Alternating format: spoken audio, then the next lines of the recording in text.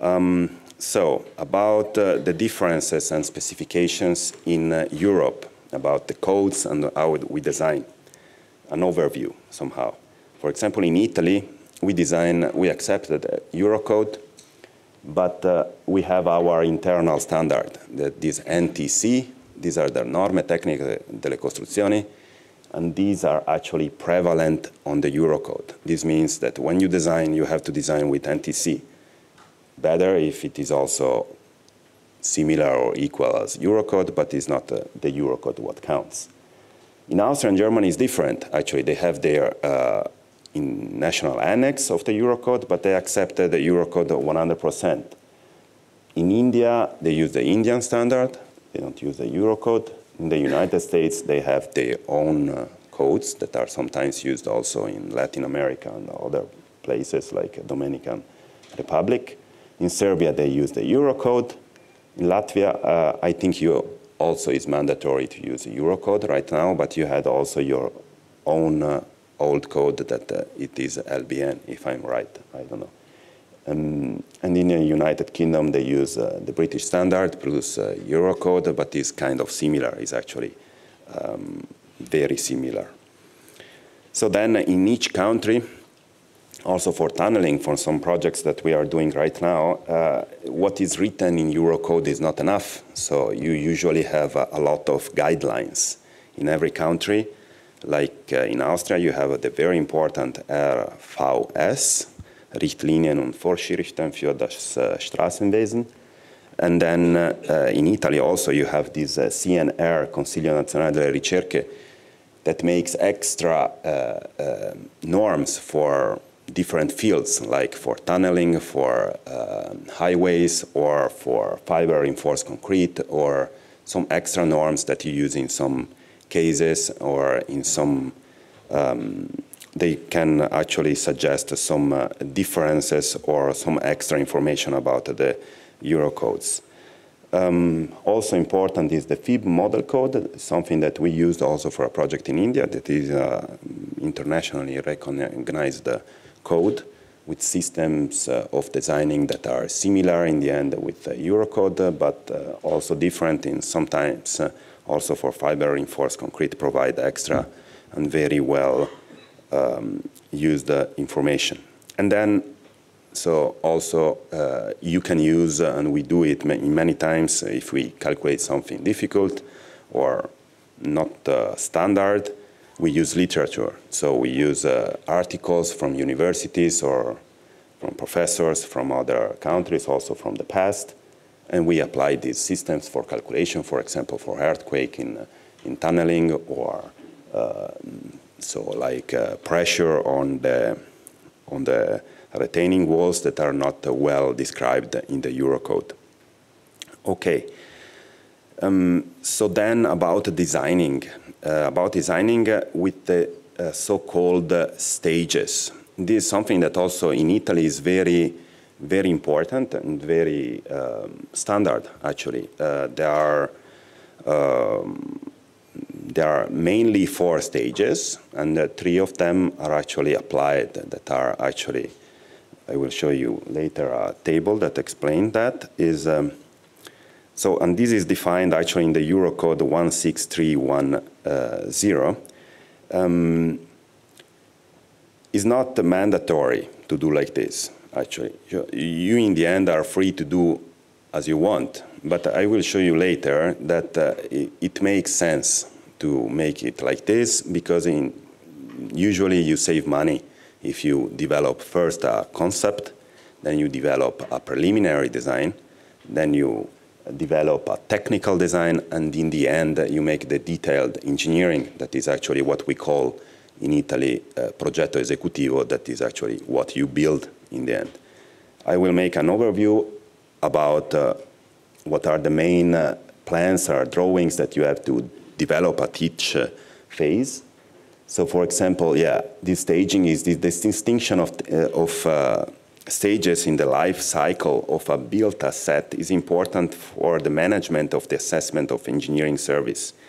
So the naming on the sequence of some sub-stages change by country, and also from sector to sector, and from country to country. And you can define also substages if you want. If your project is very big, you may have many substages for each stage. But as I told you, and I think also in Latvia is like this, you mainly have these 4 stages. I will also make examples about this. You have the conceptual design, and this is for a building, for example. They can also be 4 lines on a piece of paper from the architect or something more. And then you develop on this a preliminary design. The preliminary design, then you have also other phases that come after the design that are also important for drawing actually what we call the shop drawings, or the as-built drawings after, so they are actually realized, they are executed, the construction. But anyways, so this is an overview on how the Eurocode say the stages of designing should be. So this is about a conceptual design. The conceptual design, in the end, is just the idea itself, and offer options and solutions on the planning scale to determine the general form and schematic layout of the asset to be built within the allocated area. So in the end, you usually define some drawings that show you the form of the structure at the end. I will show some example of conceptual design. These are, for a building, usually the idea comes from the architect, and actually that is deeply investigated later in the preliminary design.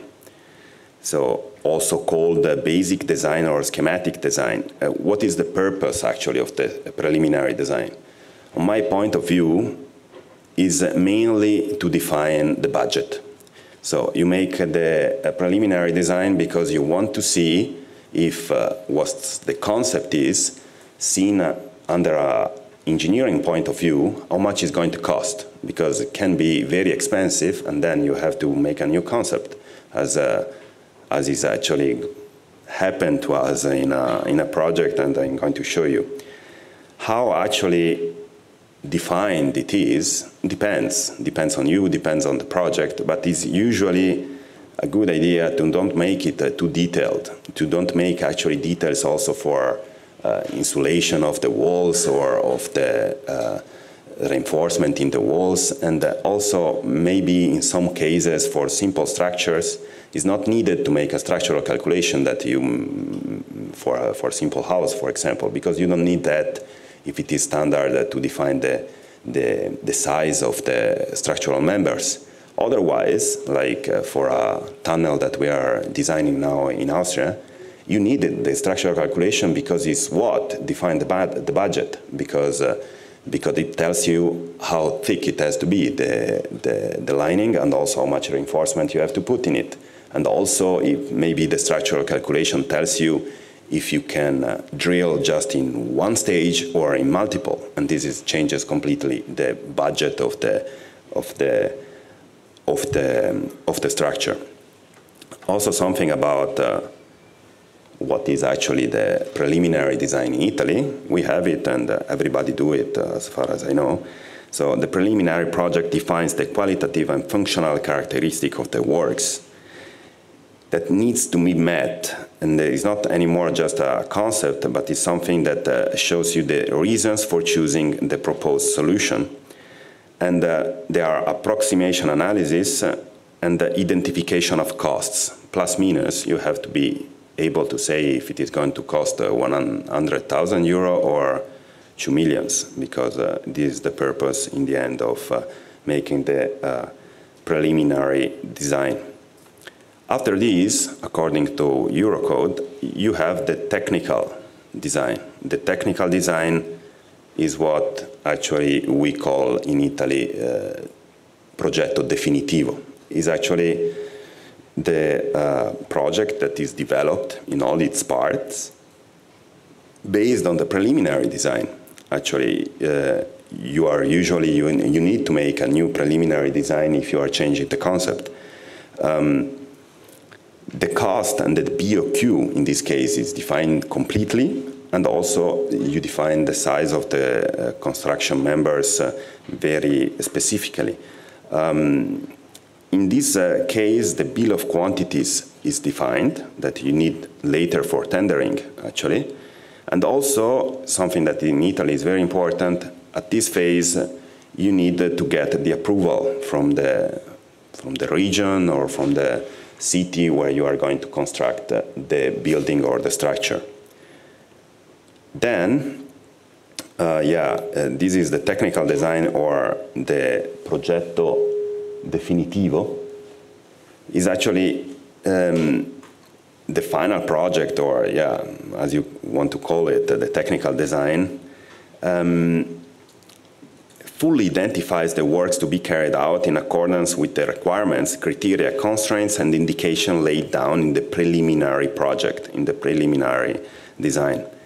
And also, you need all the elements to get the prescribed authorization. This is actually something that in Italy is very important, because the bureaucracy in Italy is terrible, can be really terrible, and so you need, for example, to have the environmental impact study if you have to build something new, and then you need at least to define your project as deeply as you can get it done. General drawings are required and in the appropriate scales, but actually it's not specified that you need a structural calculation also at this phase. You don't need to make it if you don't need it, but it is your choice. Usually we make because you want to be sure that actually what defines actually how you build your structure actually comes in the end for many things also from the structural calculation, and also defines the costs. Unless it is your structure is very simple, I think you have to make a structural calculation also at this stage. And after this, you have the detailed engineering. So the detailed engineering is what we call progetto esecutivo, and this is actually what is going to be built. You have to make a design, a project, and the drawings, specifying everything you need in the end to get the project done. So it's not really everything, because as is written here, the construction company might need something more, but in that case they base themselves on your drawings, on your detailed engineering drawings, to develop what is called shop drawings. The shop drawings are actually what you give to your constructor or to your carpenter on the building site. He gets it and he actually put the reinforcement and build the structure. But this is internal of the construction company. They can have, and they develop also the shop drawings by themselves.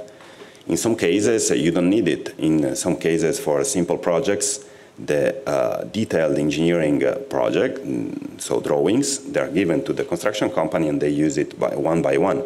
It depends, again, on the project. So many construction companies, they have their ways to construct, and so they need extra, usually much more detailed drawings.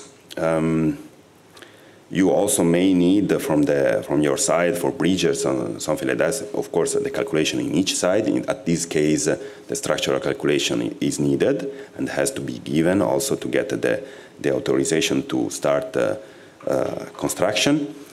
And you might need the construction drawings, but also assembly drawings in all the parts. If you have to construct complicated structures that need to be assembled on the site, of course you need also drawings for that.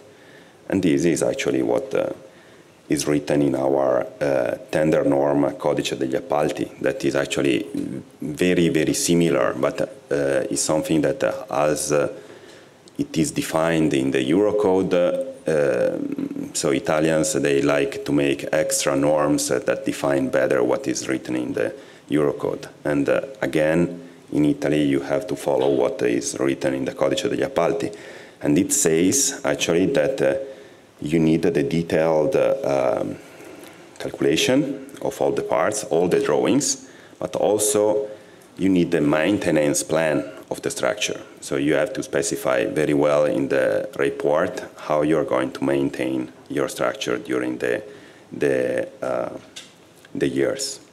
So, and in Italy, of course, you cannot start with the construction without this. So you have to make in two parts, usually, the technical design and the detailed engineering has to be submitted to the country and to the region and to the city to get the necessary authorization. But I think this is a kind of standard in all the countries. Something more about the shop drawing and the as-built drawings. So about the shop drawings, I say something already, but the as-built drawings, it happens many times that during construction you may have some changes because maybe on the site they don't have the same beam and they want to replace it. It happened to us many times also in projects in India. They call the structural designer and they ask, can we change this or can we make it larger or smaller, and has it any influence on the calculation or not? And if you allow them to do that, in the end of the calculation, of the construction, they are going to develop these as-built drawings, give it to the client, and then the client is going to give it again, to give a copy to the regional and to the ministry. So this is something about what we do in Italy. And something more about why is it a good idea to do that, and passing about all four of these stages. So the conceptual design, the preliminary design, the technical design, and the detailed engineering. This is an example that happened to one of our employees in the last years. Actually, an architect got a very good tender, actually, a good project about building a pharmaceutical center near to Milan. So he wanted to make a very good job. So he developed a very detailed concept. So you can see here actually some drawings. And yeah, you see actually it is kind of unusual structure, but actually looks very, very nice project. And he wanted actually a very detailed preliminary design too. So he wanted to show the client that he is making things right. But he was making actually much more than what is considered a concept or what is considered a preliminary design. So he asked the office, the engineering company, to develop very detailed plans to make a structural calculation as well. So as you can see here, structural calculation, also earthquake analysis, also very detailed plans about the ceilings in the foundations. And actually it took a lot of time to do this. It took a lot of time, and it took also a lot of money in the end, and this was the main, maybe the main problem about this. You can see here, for example, yeah, all the details about this is, if not ready for execution, is at least so detailed that you don't need actually this to estimate the costs. You can take an assumption is not going to make such a big difference. So in the end, actually, for the client, this was too expensive, and he changed his mind completely. So he wanted a new concept, much easier. So you see how actually it's going to be constructed. that is completely different than what you made at the beginning, and actually you made all of this for nothing. So it was a lot of money lost, not actually for the engineering company, for the architect maybe, but as it is usual, if it's not good to be built like that, it's difficult to get all the money for the job you did. So it is actually better for the engineering company to be smart and to make the concept and the preliminary design the minimum, I think, in my opinion, to have a plus or minus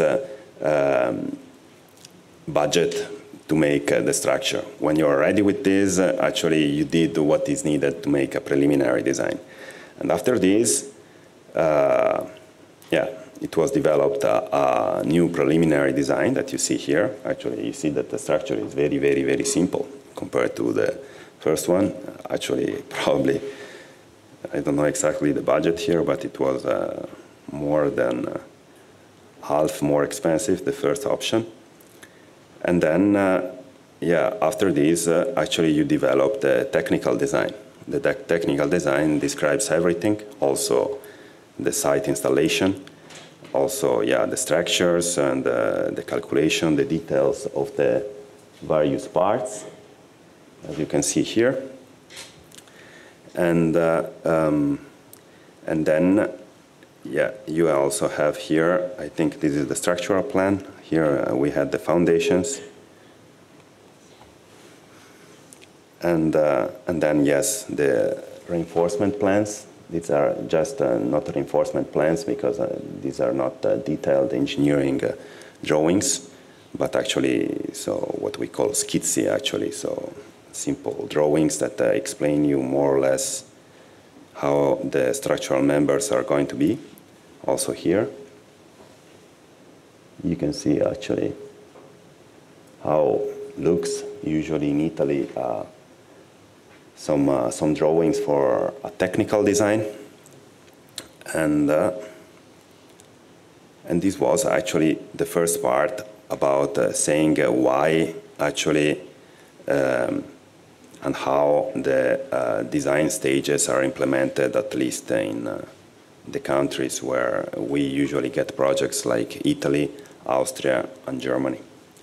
So a second part that actually is maybe something that is more related to calculation is about the level of detail of calculations, how we usually calculate for the structures in our office, and maybe also a first part that makes an introduction of the general concept about designing with Eurocode.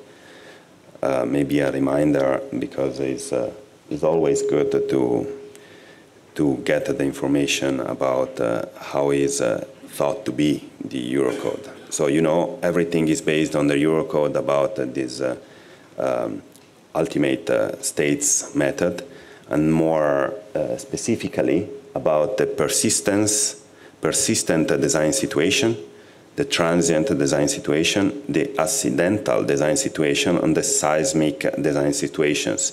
Actually, seismic and accidental can be, in some cases, very, very similar, but it's not always like that. You can have calculations that are kind of different. So an example of accidental case is fire. We will see later how we calculate fire for some projects. And seismic, this is something that, for example, in Italy is mandatory, because we have a lot of earthquakes actually in Italy, so you always have to make either a dynamical or a spectral analysis when you make a new building. About the limit states design, you can see here actually the distribution, normal distribution of the actions, or actually of the effects, and of the resistance of the material. So the whole concept about this combining parameters to get in the combinations is due to the fact that you take the 5% percentile, actually, of the resistance, and you take the lower one. So you know that actually your material is never going to fail just in the 5% of the analyzed cases. And for the actions, you know that your actions are never going to be higher than the 5% of the possibility that this happen. So when you calculate, actually these are the characteristic values. And then on these, you also have extra material parameters. So like this 1.5 for concrete, or 1.35 for actions, or 1.5 if they are actually variable actions, that give you an extra safety on that. But this is actually all the concept that allow you to design in according to Eurocode. So the ULS limit design is actually meant to be about the safety of the people and the safety of the structure. So designing a structure under the ULS limit states should arrive to that limit that put in safety the people and then put in safety the structure. And you, of course, have to have the resistance to bending, to tension, to compression, and to shear of your structure, to buckling and to fatigue, and also, in some cases, dynamical analysis and some other of verification you might have to do. Then you have the SLS and the serviceability limit states. This is something different. Actually, this is the functioning of the structure under normal use. So you have to put your structure in such a situation that it can be used comfortably, and the appearance of the building in that case works as well. So this means that you don't have huge cracks in your structure, and it can be used without any problems. Also, you don't have to have too much deformation of a floor, for example, when you enter on it, or it's going to be uncomfortable. So these are usually, actually, at least for concrete, cracks, limitations, limitation of stresses, limitation of deflection, and limitation of vibration.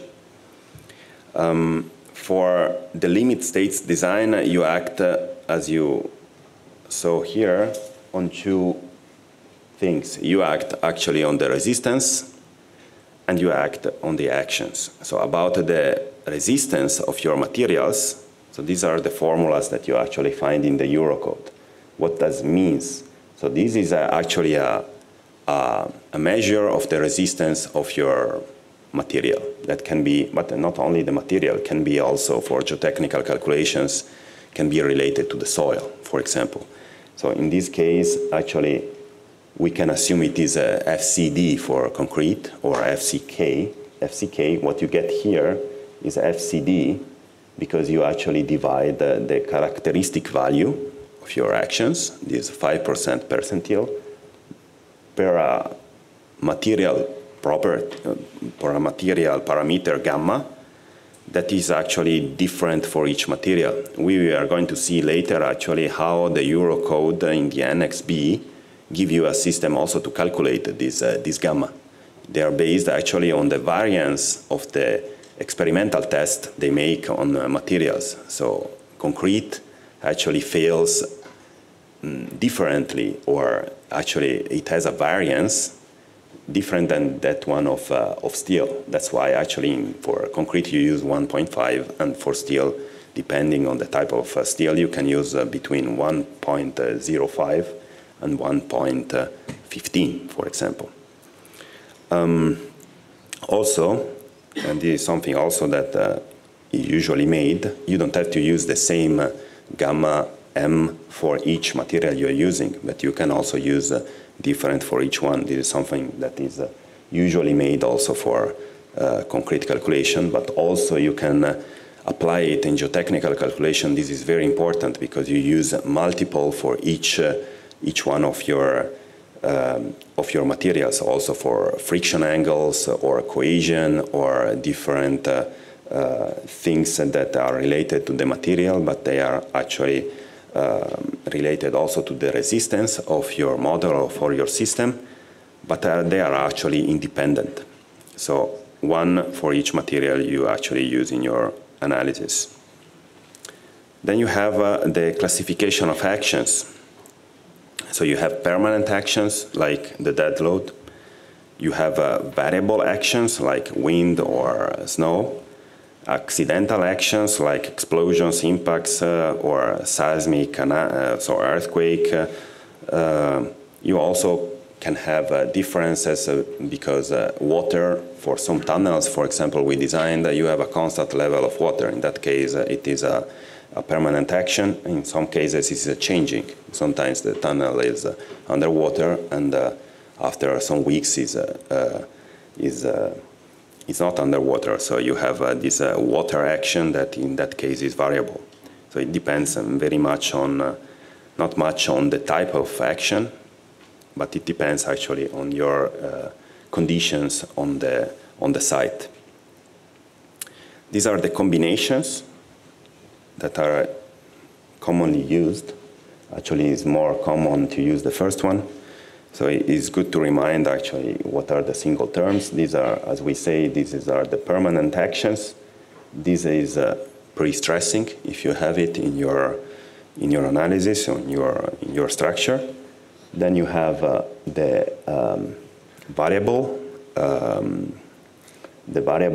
terms of the actions, and this one is the prevalent one. When you make a combination, you always have to use some parameters for the main one and some others for the other ones, and then make a series of calculations. For example, you take out the prevalent and the water or the wind, and the other one are supposed to have a lower parameter since they are not happening, or the probability that they take place together is much smaller. That's why actually you develop a series of combinations, and in each one of them actually one is the main one, is the prevalent variable action. Also, you have to use different of these Q gamma parameter in the case that is favorable or unfavorable. So like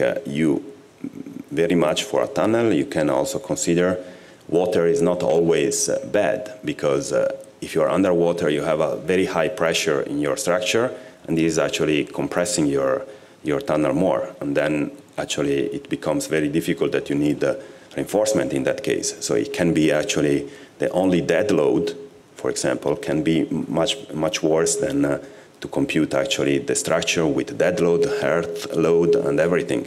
So you always have to consider that can be the cases that you don't have any earth load, or you don't have any water load on your structure.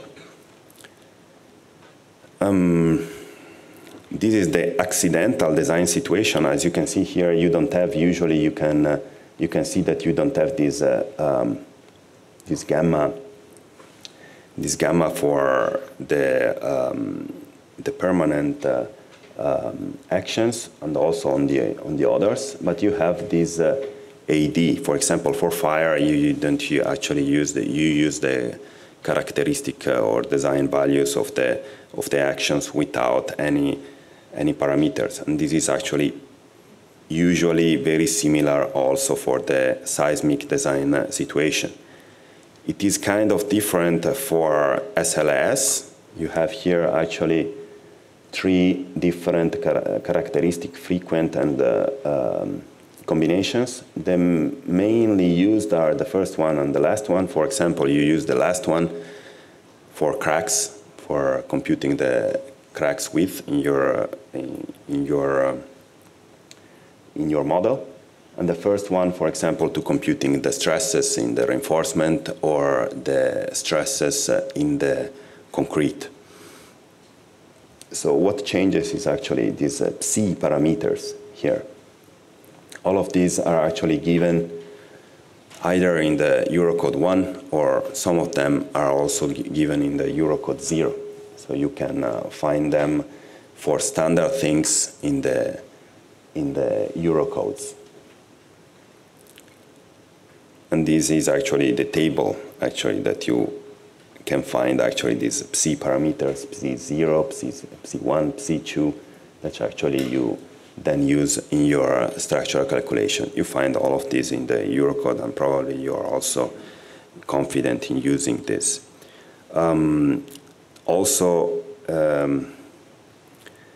I don't know if I say that, yes, but I'm going to say it shortly. Something that here you have, you see the design value of action for the combination or consideration of the equilibrium of the structure, but it's not the only one. This is a geostay for geotechnical and structural, so you can have failure for the geology or the structural. And these are actually for seismic combination and accidental combination. You can find here actually the parameters, for example, here, that you use in the favorable or unfavorable case. The thing is that actually you have also different approaches. So this is something that is very important if you have a calculation in geotechnics. Not always, for example, to consider, I make an example, like usually everyone designs with the approach 1. The approach 1 means, so you have a dead load, you put 1.35 on the dead load. Or you have variable actions, you put 1.5. But for example, again, for a tunnel or in some cases for retaining walls, having more dead load, first, it is unfeasible because it cannot happen, because it's, you know exactly how much is the dead load. It can vary a little bit, but also often the less favorable one is that one when you have less. And also, the point is that is usually better to combine effects and not actions. Because, for example, if you want to have a I will show later some practical example in soil models that we usually use for designing tunnels. If you consider actually that you have a soil that weighs more than it is, this put your structure actually more under compression usually. And this is actually for concrete could be good, not bad. So in that case, what you usually do is to consider all the soil with its characteristic weight, and then actually the bending moment or the actions that you have inside your structure, you have to multiply this. And this is actually is not always easy to do because you cannot split so easily the actions since they are nonlinear calculations, and then you cannot make this combination of effects. But I will speak later more in detail about that. So this was only to say that actually in some cases it is preferable to make the approach 3. This means that actually you only act on the resistance, for example, of your soil, but not much on the actions. So the actions, you keep it like they are, and the resistance of the soil, like the shear angle in your model or the cohesion of the soil, these are reduced in order to actually get to stay on the safe side. So this is something that is not really used in standard calculations, since all of us do usually the simple combination in which you multiply the actions and then you divide the resistance for a standard parameter. But in some cases it can, and actually the Eurocode allow you to do it in a different way. Now I will actually pass to show some examples of projects we developed in the last years, and show actually how we usually make these calculations. So this, for example, is a project for a small bridge in Austria in reinforced concrete. So we did actually the ULS design for concrete and slabs and walls, and the SLS verification. So this means concrete crack width, limitation of stresses, in reinforcement steel and concrete. And also you see the deflection of the structure if it is inside the limits that you have according to the Eurocode. So you have here actually an overview of the structure. You see actually that it is based on piles. These piles were long, I think, about 12 or 13 meters. Some details about the structure itself. It was inclined a little bit, but this was neglected in the calculation since we thought it was not relevant. And here something more about the plans. And then about how we find out the parameters for computing actually the structural analysis. So these, all of these parameters you can find in the Eurocode. So like it was made in concrete C2530. It was actually, so about computing actually the concrete cover. So we had exposition classes of different kind for different part of the bridge, as you can see here. Actually, this is in German because it was actually a project for Austria. And so this is about the concrete parameters. You can see here actually what you need to compute your calculation. You can see here, this is the elastic modulus of your structure. You can have here actually you need these parameters for the for actually the constitutive model you use to perform the concrete design. And this one actually we use also, and this is for the other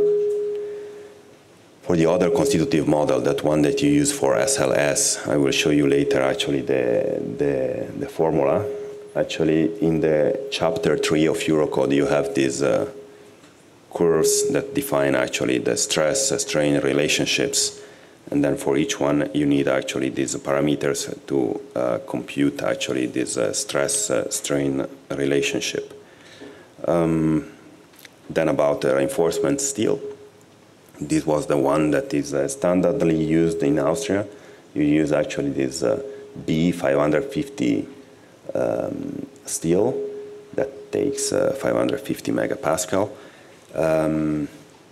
And yes, with the standard actually elastic modulus of 200 GPa, gigapascal. About computing actually the Betondeckung is the concrete cover. Yeah, actually this is the formula. You also find this in the Eurocode to computing how much is the minimum. In that case, I think it was about something like 4 or 5 centimeters, but we put something more. Yeah, here, 30 centimeters or 40, depending actually on the exposition class. For piles, I think we were higher. For the rest of the structure, the minimum was 30 or 25, depending on the case.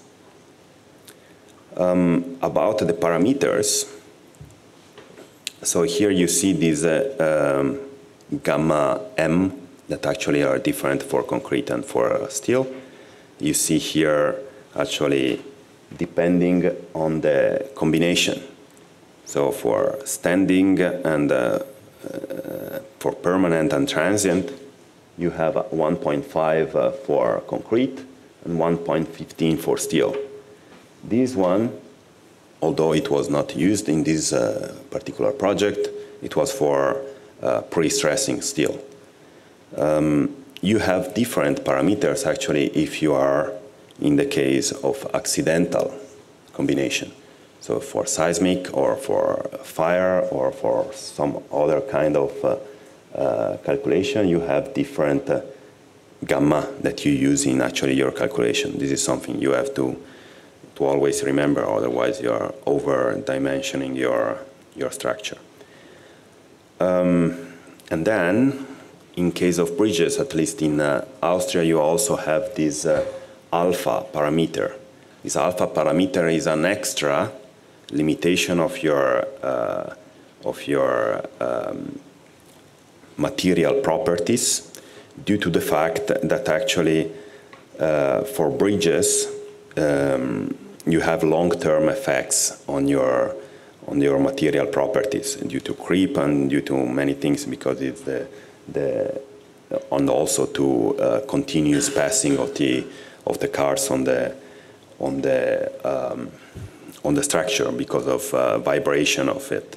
So this is commonly used for bridge about 0.9.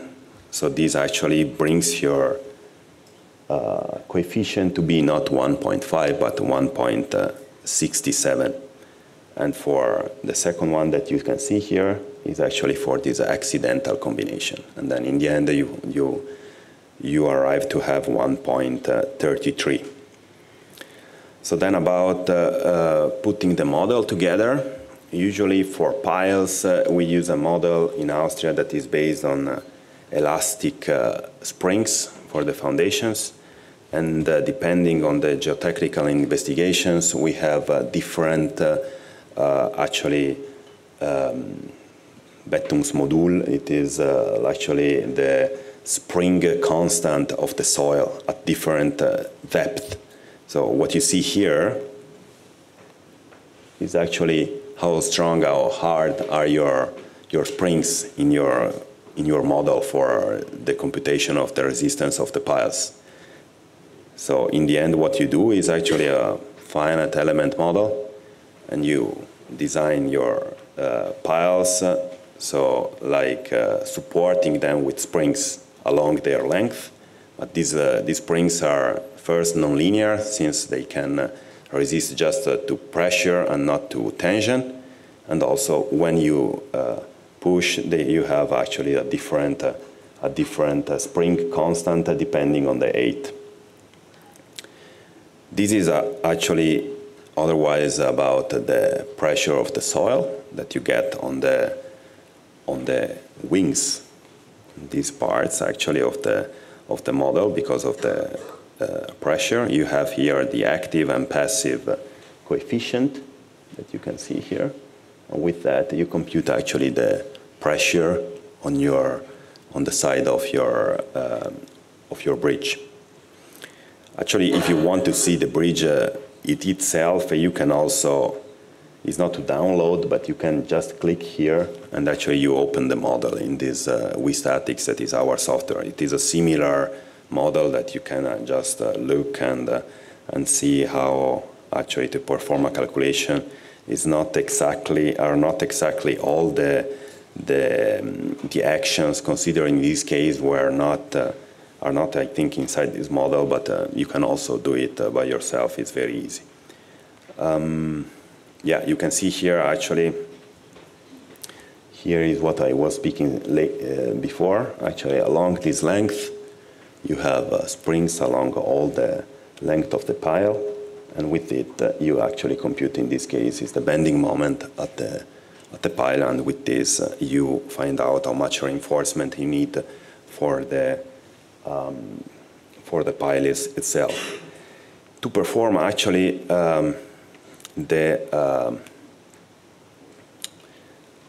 here we have a problem. This was alpha, but okay. It is related actually, for example, in Italy, we designed this with a simplified formula. This is actually something that we can use in case of biaxial bending and compression for members. Actually, we have, this is actually the moment acting in one direction, and this one is the moment acting in the other direction. And this is actually the maximum moment that you can compute, for example, with interaction diagram, about how much in that direction actually your pile is resisting, the bearing capacity of your pile in one and in the other direction. And then actually you use this exponent alpha that actually for circular sections is actually 2. So in the end, if you want to verify if the reinforcement you have in your pile is enough, you just have to be sure that what you get on this side is less than 1. Of course, this is actually not a really precise formula. It's a simplified formula, actually, how we do in our software, but you can do it easily just with the software, is like by numerical integration of the stresses and computation with a system of the equation. You solve the Newton with the Newton method, and you find out how much is the compressed area of your pile. You use different, actually, constitutive models for steel and for concrete, and then you find out, actually, what is the minimum of reinforcement you put in your pile. So this is the standard procedure that we use in our software. Of course, you cannot do that by hand, but actually for a simple calculation, maybe, of a pile, you can also do it with some Excel or something like that. Or to use some simplified formula that I think for circular sections are actually well known. Okay, these are biaxial bending numerical algorithm, numerical cross-section analysis for, actually you can use this procedure. This is a general procedure that you can use for each kind of section, of cross-section, actually. Then you, of course, you design according to the ULS fracture fields. I think you are confident with this. You have different fracture field of your section. You can have a fracture by compression or by flexure. So this is actually, you usually try to design your structure in the third field, although, it depends, but this is well known. Actually, also, this is also a limitation that is very important according to Eurocode. You cannot pass this point C. Actually, you cannot, for example, be with this over this and passing for the point C. If you are actually, this is the deformation state of your section. If you have a strain state that passes here, this is actually not okay. It cannot be lower than C. This is also something that has to be taken into account when you make a verification of a cross-section. And then about actually what we commonly use for designing slabs or walls is like this kind of algorithm that is actually named, in this case, Capra and Maury. It is a French, developed by some smart guys from France. Actually, it is an algorithm that optimizes the amount of reinforcement you have inside your slab, in this case, the slab of the bridge I'm speaking. So this actually is computed with this formula. You have, depending on the orientation and the combination with the twisting forces and moments and XY and MXY, that can give actually much more reinforcement needed than usually. You actually, depending on the direction, you can have a multiple combination of reinforcement in the two directions that give you that are sufficient for your structure. But actually, just one is the one that optimizes your total amount in the two directions. And actually, this calculation find out that this point here that you see is actually the optimum, because it's the minimum of the amounts of the reinforcement in the two directions. Okay. This is about actually the concrete crack width. Also, this is usually done, I think you are confident with this formula. Actually, this is found in the Eurocode. It's actually a relationship with the deformation close to the crack that you can see here and here. You actually apply this formula, and the most difficult thing in applying this formula is usually to compute these stresses in steel. You can do it in different ways, usually depending on if you are in the characteristic case, and or if you, in this case, you are in the quasi-standing, quasi-permanent combination. You usually need to perform this considering that your concrete section is cracked. This means that you don't consider the resistance of concrete by tension. You can do it with simplified methods. What we usually do is actually to compute it non-linearly with actually an analysis of the cross-section similar to this, to compute actually the real deformation state, and then you also compute the steel stresses non-linearly with these constitutive laws. Then you have the right stress, and with this you can compute actually the concrete crack width.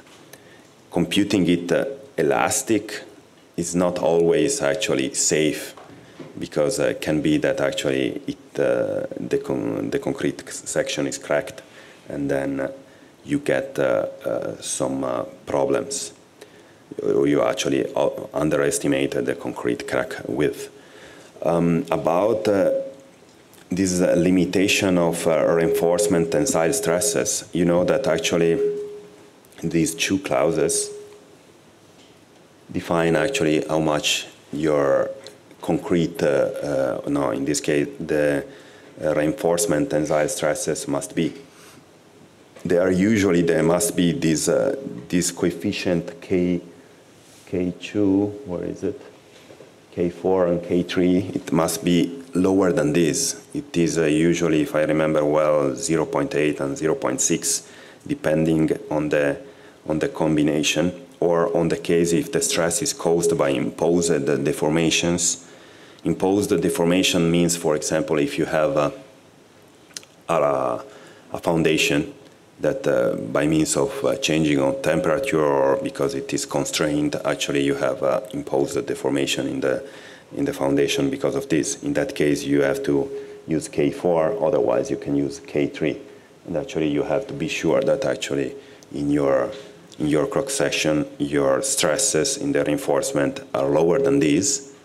If not, you have to put, in the end, more reinforcement to make it happen.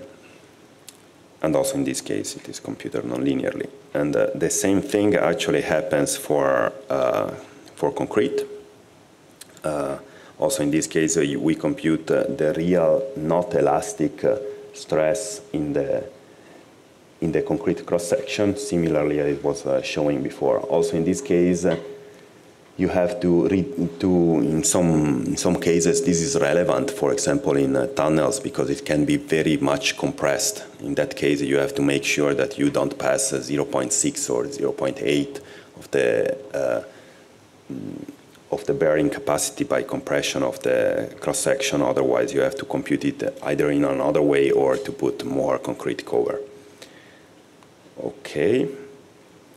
These are some details about the final reinforcement in the bridge. Just about the reinforcement plans of the piles. We already calculated. These are the quantities of steel in this cross section. That actually was this. And then maybe I pass to describe some projects for tunneling. Actually, that is almost the main activity that we do at Climate for different projects. This one was in India, actually, for a very long tunnel under or in the area of Himalaya, in the north of India.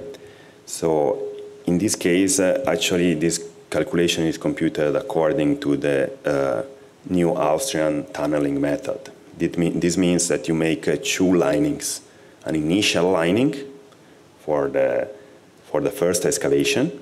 You actually spray the concrete when you are actually boring the tunnel, and then after you put the final lining. So in the calculation you have to consider, here are the plans again, in the calculation you have to consider that the first lining, okay, after a while may fail because it's not designed to last forever.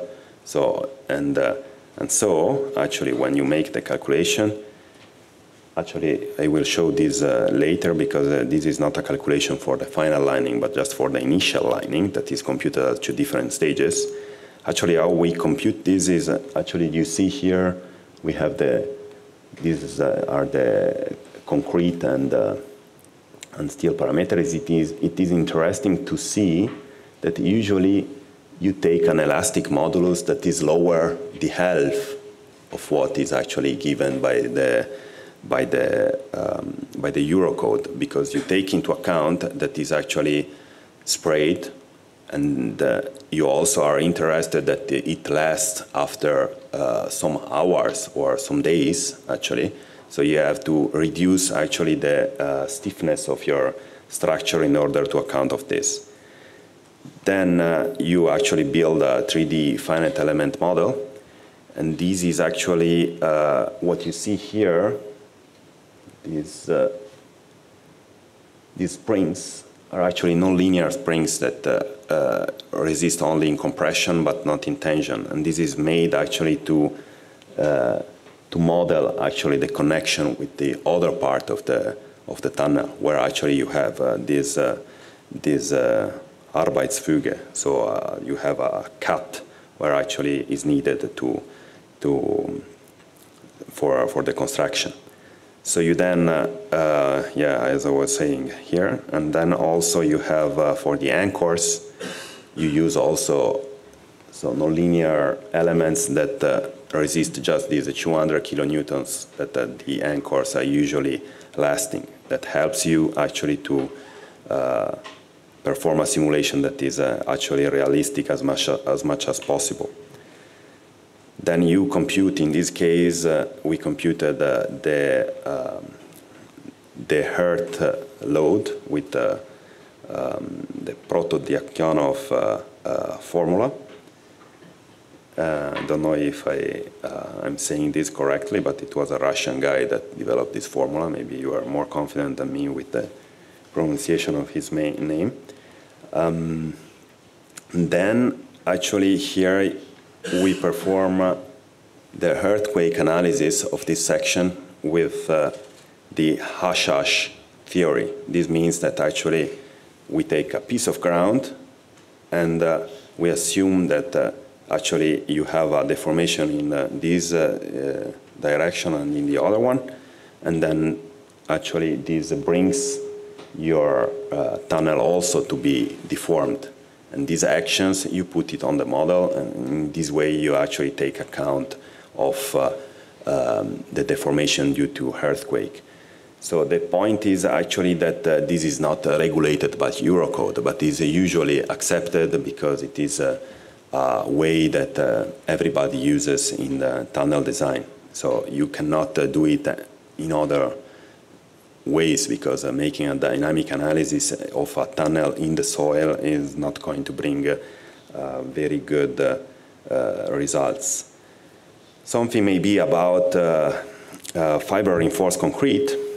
Here we have, so we performed this analysis, as I was saying it at the beginning, with fiber reinforced concrete, and the advantages of fiber reinforced concrete is many times you can put less conventional reinforcement because you put fibers, and this can speed up very much actually your construction, because you need less time and you just spray for the initial lining. This is very useful because you need less people actually to, and you are much faster. What are actually the advantages of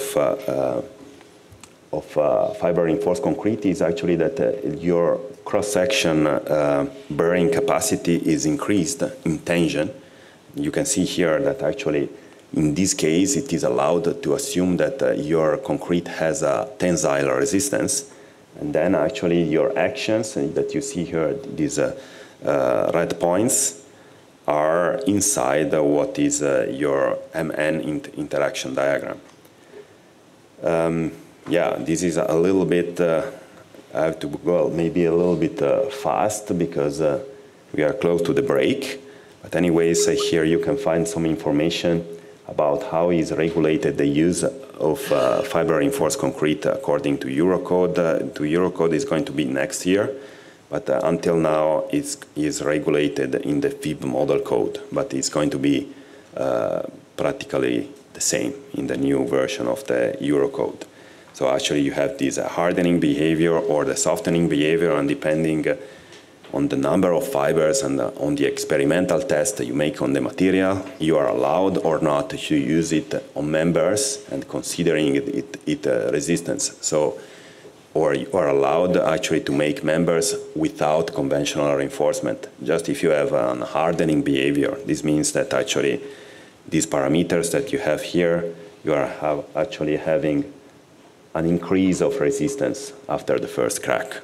And this is not always the case if you have a small amount of fibers in your cross-section. Just to show quickly how it works, it is actually that we have resistance, comparing to before, stress resistance in the tensile area of the cross-section. And this can be done in different ways. Actually, this is wrong. Actually, this is according to the FIB model code model. This is another model that you also find in the FIB model code that is actually not implemented in our software, but is also used maybe more for one-dimensional elements like pillars or beams. And this is another model that is mainly used actually in Sweden or Finland. I know they sometimes use this model that is actually more quite precise to show actually the first peak and the second peak after a while. These are also systems that are in the CNR, in our guidelines for the use of fiber reinforced concrete, that actually allow to compute by hand simple elements, considering actually the resistance of fiber reinforced concrete. So you see here actually the twisting moments, and you consider it in a formula that is kind of similar to that one that I was showing before for the biaxial bending of the pillar. In this case, it's just a slab, but you can compute it anyways in this way. So to compute MRD, you take account of this FFUD, that is actually the resistance, the tensile resistance of concrete under tension, because it has fibers. Okay, and this is about shear design without conventional reinforcement. Actually, with this formula, you can skip also in normal members to put stirrups if this actually formula is if this parameter is high enough, let's say. And yes, you can also don't put the minimum reinforcement if this condition is satisfied. Then we have here also punching verification for the anchors, actually, to design the dimension, the size of the plate for punching. And here, what I was speaking before is actually this advanced class optimization. What we did, actually, you see here a number of iterations, and we had a number of parameters. That is actually the amount of fibers, but not only. Actually, we had some possibilities to change the geometry of the tunnel. So we had different possibilities in open or slab, with slab invert or with invert arch. So we had to combine them because, of course, with invert, I have some picture also later, the cross-section resists, the tunnel cross-section resists less, and then you probably need more reinforcement. And also, you can play on the thickness of the layer, but since you have so many parameters, you cannot compute it by hand. So, of course, you have to run the simulation many times with some smart algorithms, numerical algorithms that find down the minimum this solution that is for you is actually the cost. So in the end, we performed this simulation many times, and we got the optimum, and the optimum is actually described in 3 or more possible solutions depending on what is important for you. This actually was our output to the client. These are a little bit of analysis or simulation or results on the structure. You can see here, for example, the reinforcement on the air side. You can see also that close to the anchors, actually, we have, in some cases, a little bit more reinforcement. And yes, and this is the output, actually, that we gave to the client, actually, to say where you have to put more or less reinforcement in your tunnel. We divide usually the zones, and in this case, we didn't make the drawings by ourselves. In some cases, we do it by ourselves, and then we also optimize where we put it. Otherwise, we prefer to give just the zones, and then they decide how is better for them to actually put the reinforcement in the structure.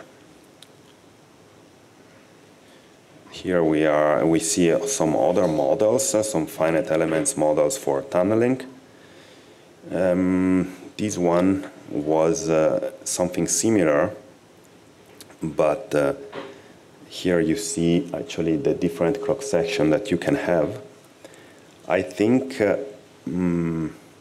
maybe I can make a break here, and then maybe I continue a little bit later still on this topic. But maybe if you have questions about what I say until now, if you have any doubts, or if you want me to give you some, or if something was not completely clear, please, before the coffee break, you are welcome to ask me.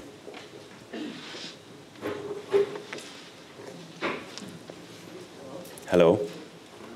The question was about this Genoa Bridge disaster. Yeah. As I understand, the reason it didn't last for 100 years was faulty design. Yeah.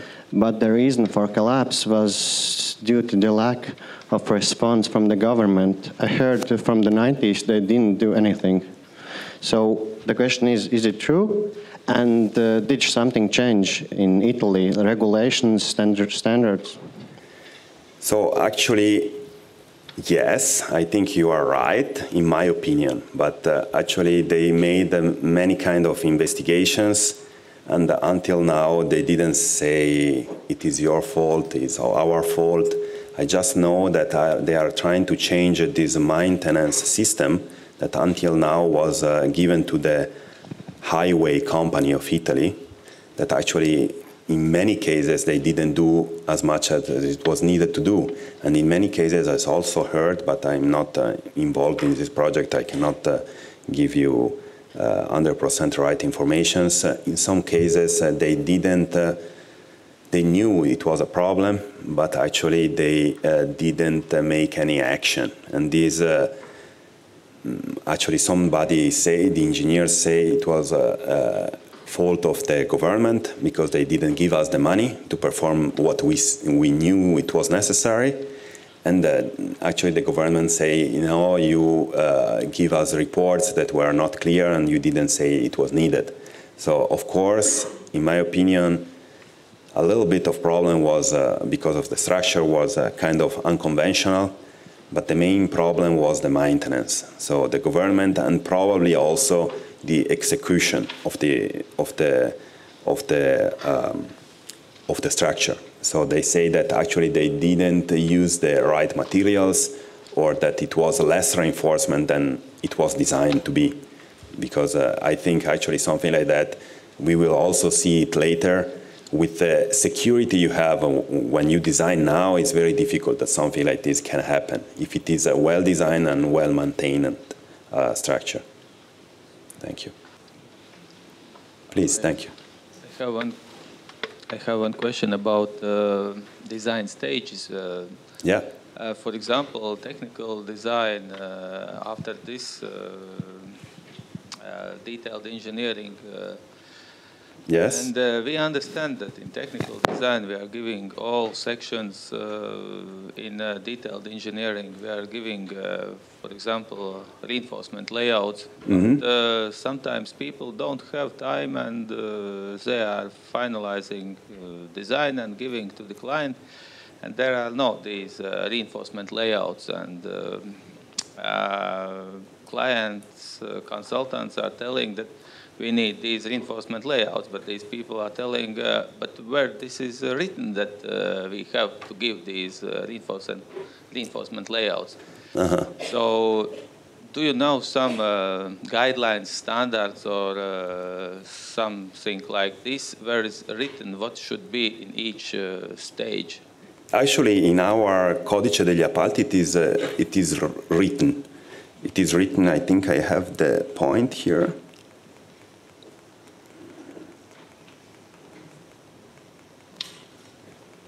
So of course the Eurocode doesn't say it's so specific. Also because you find this in many cases in the Eurocode, because the Eurocode wants to give the main guidelines, but then every state is free to do what he wants. Anyways, here is actually written that the executive calculation of the structures and system and graphic drawings in the appropriate scales, including any construction details, the special specification, the estimated metric calculation, and the list of the unit prices. This means that actually you have to provide everything, every rebar that you put in your structure, it has to be there, and you have to be able to show it to the client, because it also has to be able to compute and to order the pieces to the client. Of course, maybe you refer to simpler projects where you maybe know actually in this roof or in this floor it is this amount, and then yeah, maybe in this case, but actually this is mandatory in Italy. You have to give to the city these drawings before making any operation. Although in south of Italy, I know sometimes they don't do it either. Yeah. Yeah, this is see, the so-called Codice degli Appalti, and these actually regulate these stages in Italy in detail. Actually, it's a very big book, so thick, also too thick actually. Yeah. Please, any other questions? I would like to give you some more examples about structural design projects we had in the last years. This is still about tunneling, and it is still actually with the NATM, that is the new Austrian tunneling method. As I told you, the thing is that you have two linings, one external one that is actually also called the sacrificial lining, and the internal one that is the one that lasts forever. So in the calculation, as I will show you now, you make actually a first calculation. The first calculation is the initial lining, this one. We made it with a beam model, and actually, you calculate first the action on this, and you also compute how much reinforcement you need on this, and you make the calculation, and you are going to construct it like this. But after this, you have to compute the second one.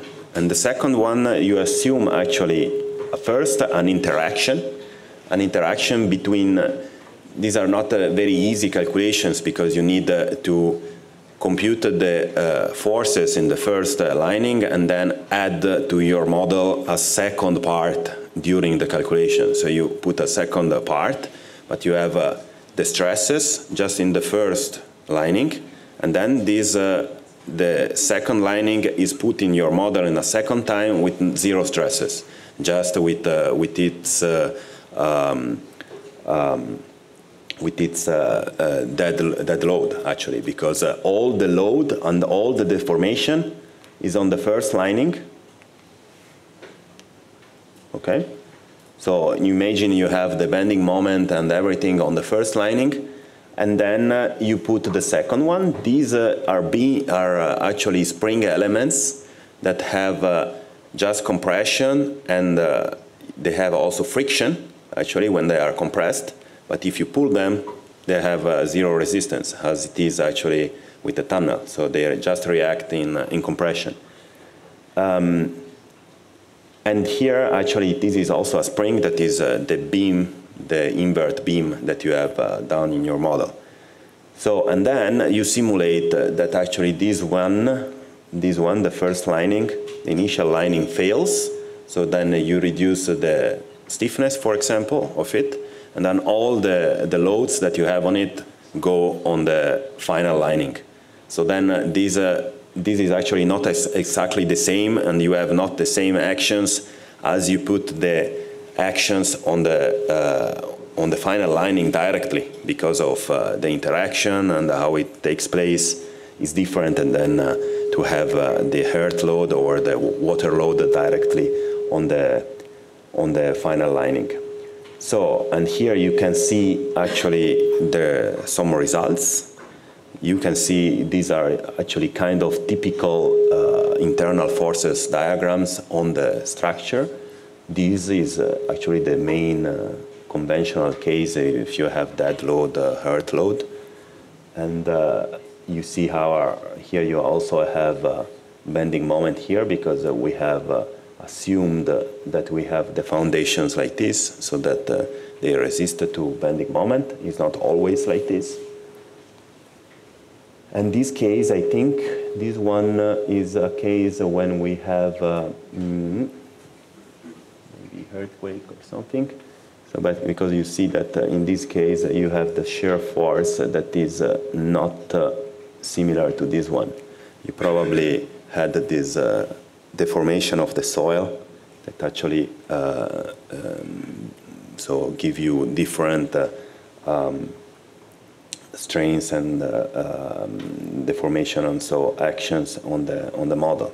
Here you see the normal force, the bending moment again, and here you see also the normal force. You see that also you can have, in case of earthquake, kind of tension in your model, depending on how deep is the tunnel and on many parameters. But anyways, so we consider usually a lot of combinations, like they can be 180 or 190 calculations, independent, to be run. And these are actually usual reinforcement results, like these are the square centimeters per meter of reinforcement we need on the internal side, on the air side, and on the earth side. You can also see here, so depending on the different combination, how much we need. And we make the envelope, and then with the envelope, we know how much reinforcement we have to put into the tunnel. And then we also develop the reinforcement drawings that you can see here. Also, you can see here, you have two kind of different cross sections. And we also had to optimize, in this case, which one we use for which soil, because the tunnel was very long, like 10 or 15 kilometers. And so you pass through different soils, better soils, more soft, more deep, and so on. And so you have continuously different parts to be taken into account. Okay, here you see, for example, this is with the invert arch. And this one was with the invert slab. Okay, and then now also depending on the kind of soil or the situation that you have, you might consider to use a different method and to develop a soil model, like we did now for a tunnel that is going to be developed in Vienna, that passes under the Danube, and also as we did here in India for the New Delhi metro, actually. So, and it is called the convergence confinement method. Actually, it is a method in which you make a finite element model, nonlinear, with soil material models. And you, why convergence confinement method? You see it here, that actually, when you make a tunnel, okay, you actually excavate the tunnel and the soil is going to relax. As much as if it relaxes too much, it's going to collapse, actually. If it relaxes too less, and actually you install the lining too early, your lining is going to get all the load from the mountain that is actually relaxing. So this convergence confinement method is also related to a certain actually ability in finding the right moment to install the lining, okay? And in the calculation, this is taken into account, depending also on geotechnical investigations that are made. So you usually consider, when you make the simulation, you simulate actually the full soil around it, and also if you see, in some cases, you have different soils, because I can have, for example, sand or rock or different soils in my model, and I also simulate the excavation that takes place at different steps. So like you see here, I first excavate here, and then the soil relaxes, and then I excavate another piece and another piece in a sequence, and then, so actually you can see, and we did many studies, and we also suggest to the construction company to build the tunnel like this with a sequence of steps or not, depending on the results of the analysis, because of course if you do it like this by steps, your lining gets less internal forces, because it relaxes by steps. So let's say if you do it everything together, so maybe too quickly, and you have to build a lining that lasts very much. That can be also convenient in some cases, because of course it takes more time to excavate if you do it like this. Okay, some other pictures actually, always on these models with the convergence confinement method. This is an example. Actually, this was made by us a couple of weeks ago. These are actually the cross passages of this tunnel that is made in Vienna. It's going to start the construction, I think, next year or something like this. Also, it is interesting because for the excavation, they are using the freezing methods, because it's under the Danube, the soil is full of water. And for excavating, since it is sand, they freeze actually the ground around the excavation part, and then they do it. So in the computation, you also have to consider that it has to last 24 hours after freezing, and you get this. After that, actually, your structure must be able to support the ground. So in this case, I will show actually how we computed the model by convergence confinement method. Actually, you see here, this is ground. Everything is ground. At the beginning is everything ground. Then you start the excavation. You first relax. You actually sink the elastic modulus, the density of the material you are excavating. You first have the first computation of the in situ stresses. So because of course the material there, the soil, is compressed because of its own dead load. We use a more Colombo material model here. Then you first you make the hole, let's say, and then you say, okay, it relaxes 70%, for example, depending on what the geotechnical investigation tells you.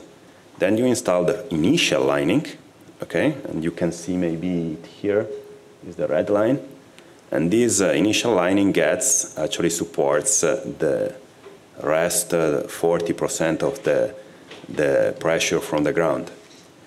Then you install the second lining. The second lining with these springs I was saying before. That is actually a model of the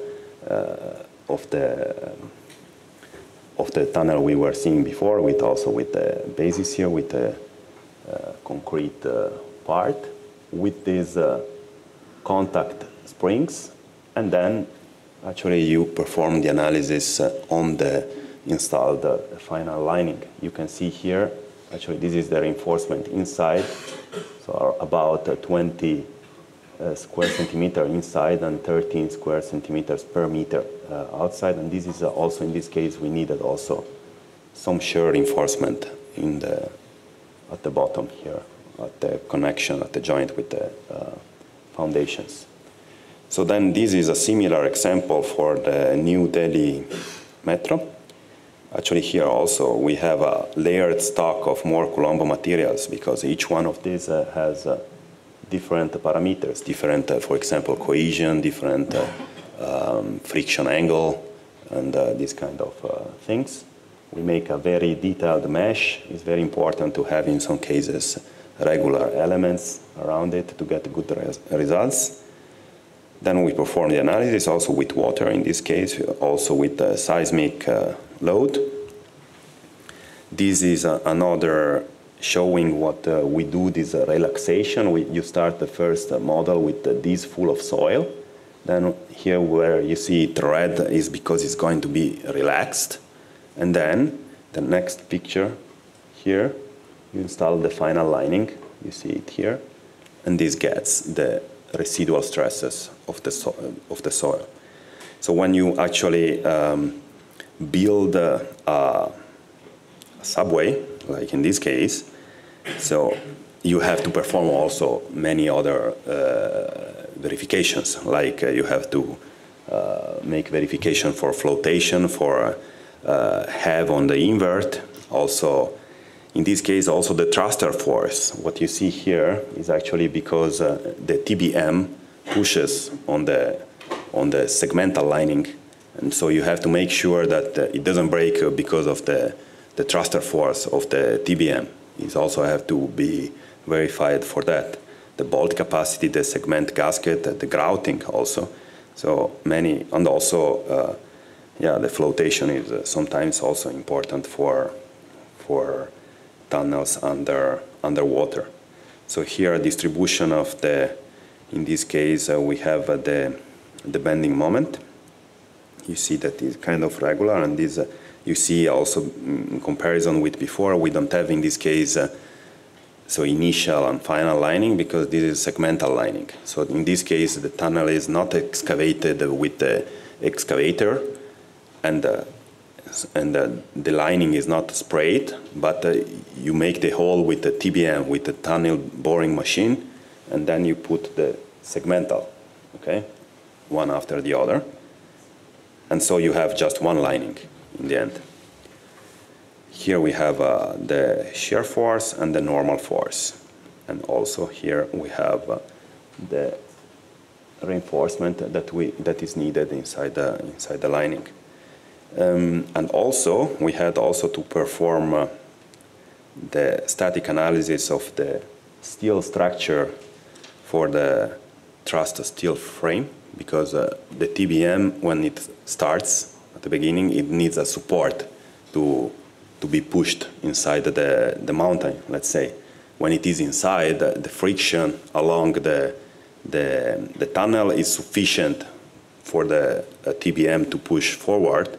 But at the beginning, you don't have anything, so you need to make a structure like this that you can see here, actually, a detail of it, something like this. And then the TBM is here on the front and pushes back and can start the drilling. So, of course, this is going to be designed so it's not a permanent structure, but of course for elastic stresses and the weldings and everything has to be designed as well. Okay, And then another example I wanted to show about a project in Sicily here. So it is a church, actually, in Ramacca. And they wanted, in this case, and I don't have the results yet because we are doing it now, so they are doing these pillars here that are very close by each other, and they are made of terra cruda. It's not really a very resistant material. So what they wanted here is a CFD analysis, a computational fluid dynamics analysis, to see two things. Actually, if they vibrate, and second, if there is sound because of wind, because of the wind passing through the if they are feeing, let's say. So if they produce any sound when the wind passes through the pillars. So this is also a very interesting project, not easy to do because you have to make a mesh with many millions of elements. Maybe at the beginning we did a simpler model with just the wall of pillars, some of it, just to get an idea of how much it can take, but they want after to see a very detailed calculation like this. So something more about some design for fire analysis. Actually, for fire analysis now, I will show you some of the calculation we perform now also for this tunnel in Vienna is interesting because in that case it was required to make also a verification with advanced methods, not only with the standard simplified methods by Eurocode. So the Eurocode simply says you have 3 or 4 options. You can make it with the 500 isotherm method, but they also say this is limited to some kind of structure, you have to take care. With the zone method that has also the same limitations, or you can use advanced thermomechanical methods, like you need then to make a simulation that take account of the temperature in the structure, and then also that the material properties of your structure change because of temperature that arrive to 1,300 degrees, and that you can have failure in the structure because of the nonlinear model. And we did that, so it was kind of cool, and also we made a comparison with what we get with the 500 isotherm method. And yeah, in the end, the 500 isotherm method is just a method that say you have a concrete section, you have a curve of how fast the temperature develop in your building. This, in this case, is for the hydrocarbon curve that arrives in some minutes to 1,280 degrees, I think. That is actually possible in a tunnel that gas truck actually get broken. And then you have to make, either you use these tables that you can see here, or you make a thermal analysis and you see how thick is your area where you are higher than 500 degrees. If you are higher than 500 degrees, you neglect the concrete in that section. You say, we don't consider it, and so we perform, we calculate how much steel we need on a reduced cross section. So here again we have an example. This case is for pillars or beams. Actually, when you have temperature all around your section. And something important is that with this method, you have to reduce the yield strength of steel, of course. If it is hot, you have here tables here, depending on the type of steel you are using, depending on also how much concrete cover you have, and how much is the temperature inside your cross section.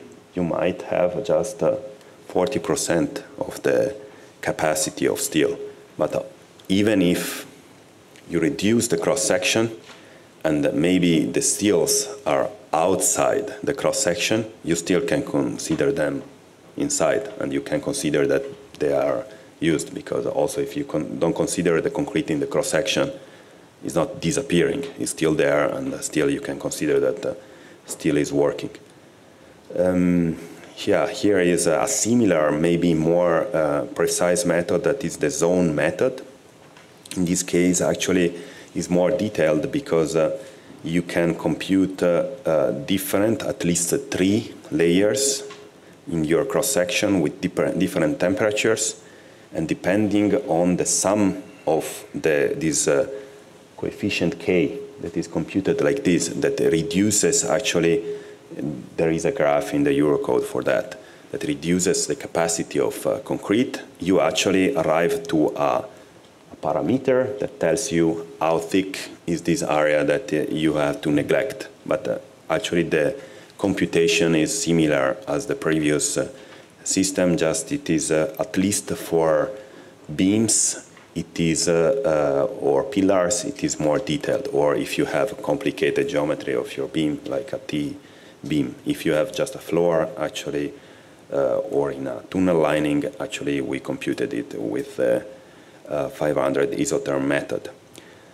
Okay, and then here a little bit about this advanced method we used.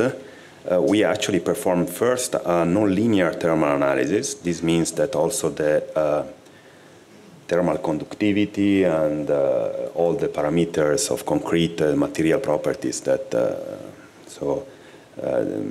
govern the heat transfer equation are changed with temperature, and the Eurocode gives the Eurocode 212 actually gives actually all the temperature dependent properties of concrete, and then you actually perform and you check actually how is the distribution of temperature in your cross-section.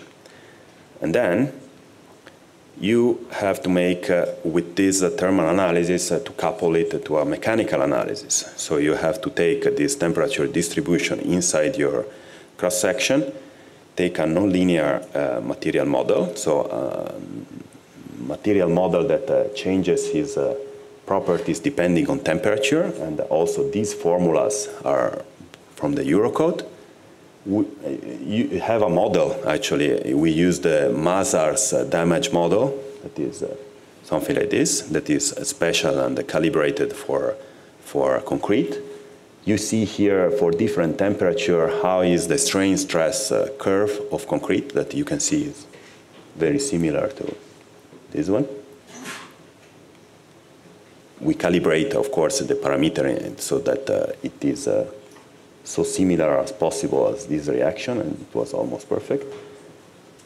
And then also you have the nonlinear curve of steel, and then we use multi-fiber finite elements. This is a cross-section of a multi-fiber element. You imagine the previous mesh with the temperature distribution, this one.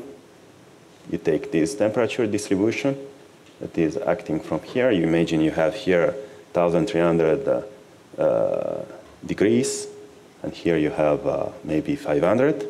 Okay, and this is taken into account by your calculation, and each layer has a different resistance somehow. So we performed this simulation, and actually we found out that actually this 500 isotherm method, at least for that tunnel, is much, let's say, on the safe side, since in this case, the temperature in that tunnel put the tunnel under compression more because of the expansion coefficient of steel and concrete, and then in the end, is not going to fail. Also, if you have these 5 or 6 centimeters that resist less, in the end, the result of the analysis was that with this cross-section, with this steel, the structure was absolutely stable. Some other things about this bridge that some years ago I calculated in Serbia. Actually, this is a bridge from Montenegro, although we were based in Serbia for that project. It was a joint venture with some Serbian company and an Austrian company. So this case was interesting because this is a rail bridge, and we made some calculation for dynamic analysis, so to see actually when we get the resonance, and so an amplification of the displacement in the analysis. This is actually a model that is also provided by the Eurocode that gives you, so depending on the actually trains that they were using in Montenegro, because they have access distance that are different than the one that we use in Italy, you have to make a dynamic calculation of a series of these that is passing over the bridge. And so actually you can have for a certain velocity of the train, a very bad condition that actually we computed with an algorithm that computed the effects of the displacement, and then on the displacement you compute the strains and then the stresses. That is actually what we are doing here. And in the end we found out that the peaks where you have a higher displacements in the bridge, actually here you have this very high peak by 180 km per hour. So in the end, the result of the analysis is you have to limit the velocity of on the bridge to, I don't know, something like until 120, but not higher, because otherwise, if you come here, you have very bad effects, a very big displacement on the bridge, and also higher stresses, of course, in the bearing structure. Also about fatigue, there in that case we performed also a calculation also based on this dynamic analysis, seeing on counting the peaks of the maximum moments on the